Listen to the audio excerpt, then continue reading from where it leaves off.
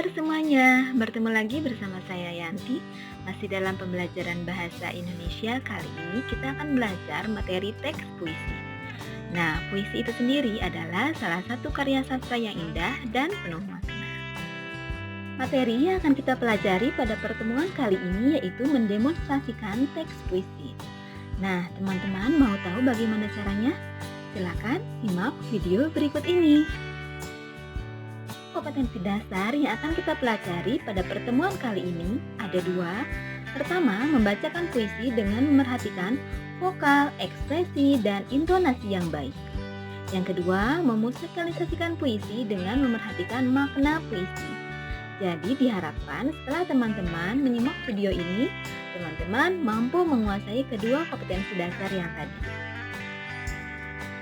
Nah, kade yang pertama yaitu membacakan puisi dengan memerhatikan vokal, ekspresi, dan intonasi yang baik. Sebenarnya ada beberapa hal yang harus dipahami ketika akan membacakan puisi. Nah, saya akan jelaskan satu persatu. Yang pertama di sini ada intonasi. Intonasi ialah keras, lemahnya pengucapan suatu kata.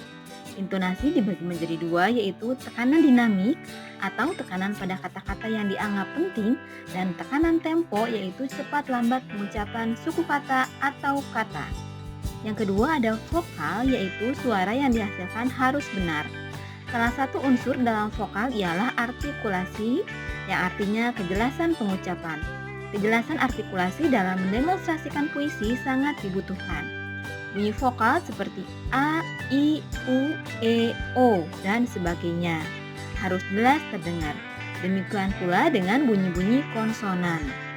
Selanjutnya di sini ada ekspresi. Ekspresi ialah pengungkapan, yaitu memperlihatkan atau menyatakan maksud, gagasan, dan perasaan. Ekspresi, mimik, atau perubahan raut muka harus ada, namun haruslah proporsional sesuai dengan kebutuhan dalam menampilkan gagasan puisi tersebut. Yang keempat ada mengatur pernapasan, artinya pernapasan harus diatur jangan tergesa-gesa sehingga tidak akan mengganggu ketika membaca puisi.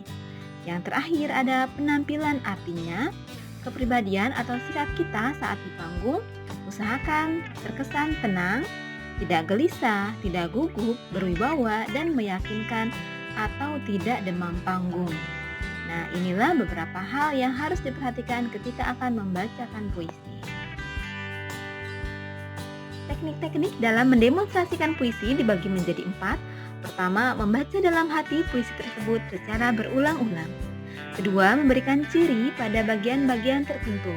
Untuk ciri di sini dibagi menjadi 3, ada jeda pendek garis miring 1, jeda panjang dengan tanda garis miring 2, dan jeda akhir dengan tanda garis miring 3. Untuk jeda pendek biasanya diberikan pada akhir frasa atau sama artinya dengan tanda koma. Nah, ini hanya jeda sebentar. Yang kedua, jeda panjang atau garis miring 2, di sini sama artinya dengan tanda titik atau berhenti pada akhir baris. Yang ketiga, jeda akhir, yaitu jeda setelah membaca puisi tersebut atau jeda pada bagian akhir puisi tersebut. Dilanjutkan, yang ketiga ada memahami suasana, tema, dan makna pada puisi.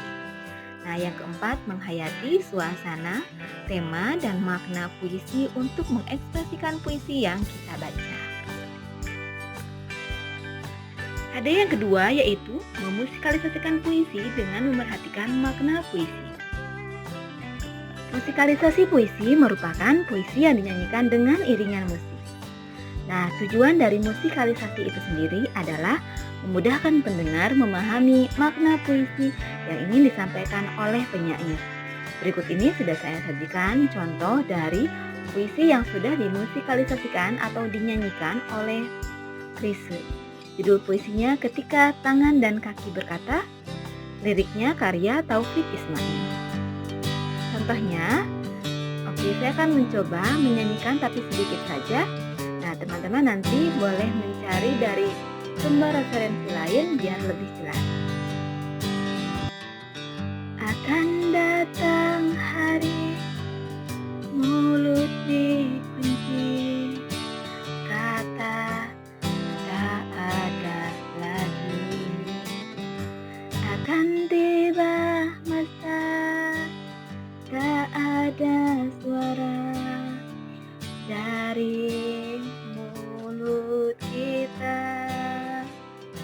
Oke, sekian untuk contohnya.